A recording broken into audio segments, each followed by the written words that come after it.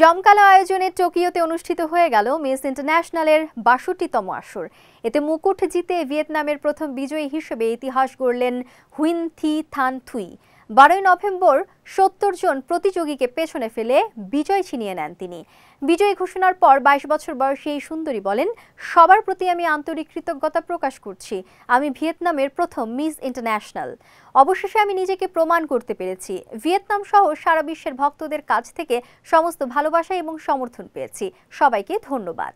এর আগে তিনি মিস ভিয়েতনাম ২০২২-এর মুকুট জয় করেছিলেন। তারও আগে ২০২১ সালে মিস দ্য নাং ইউনিভার্সিটি ও miss elegant student Da Nang এ প্রথম রানার আপ হয়েছিলেন থান থুই। জানা যায় ছোটবেলা থেকেই মডেলিংয়ে বেশ আগ্রহী ছিলেন এই সুন্দরী। নিজের দেশের র্যাম্পে হেঁটেছেন বহুবার। বেশ কয়েকটি ব্র্যান্ডের মডেল হিসেবেও কাজ করেছেন তিনি। এছাড়া সিউল ফ্যাশন উইক মঞ্চেও তার উপস্থিতি নজর কেড়েছিল। এসবের পাশাপাশি ক্যান্সার প্রতিরোধ সংগঠন সহ বিভিন্ন সামাজিক কর্মকাণ্ডের জন্য বেশ পরিচিতি রয়েছে থান থুইয়ের।